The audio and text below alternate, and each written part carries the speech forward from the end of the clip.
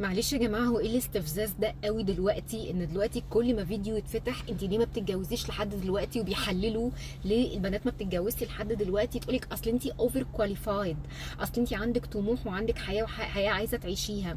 هي ايه؟ خلاص الرجاله دلوقتي بقت كلها اندر كواليفايد. الرجاله دلوقتي ما بقوش يعرفوا يحققوا اي حاجه، فبيخافوا من البنات الاوفر كواليفايد، فبالتالي مش هيعرفوا يتجوزوهم. انتوا ليه بترسخوا في دماغ البنات ان هي لازم تبقى عايشه في ليفل معين علشان تعرف تتجوز؟ انتوا ليه بتوصلوا لها انك لازم تبقي قليله في كل حاجه عشان تعرفي انك تتجوزي؟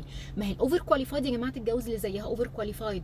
اما بقى اللي عايز حد اقل منه بكتير عشان يطلع عقده النفسيه عليه، تمام، مفيش مشكله. لكن كل ما يتفتح فيديو اصل انت اوفر كواليفايد، اصل الناس بتبقى شايفه ان متطلباتك كتير فبتخاف تيجي تقرب لك، اصل مش عارفه ايه، اصل انت عندك طموح. ما طبيعي يكون عندي طموح. ما هو انا اسفه يعني، انا مش حيوانه عشان اقوم اكل واشرب وانام. اكيد انا عندي حاجات كتير نفسي فيها، حتى لو هحققها عن طريق جوزي مثلا، حتى لو هحققها معاه. ايه المشكله؟ ليه ترسيخ الكلام ده؟ بجد الموضوع مستفز جدا. اصل انت اوفر كواليفايد، لا لا لا لا لا. خلاص يا جماعه، اي راجل شايف ان هو اندر كواليفايد بليز ما يقربش للبنات. وفي بنات كتير قوي قوي قوي قوي في نفس الليفل اللي هو عايزه، عشان نخلص بقى من القصه دي.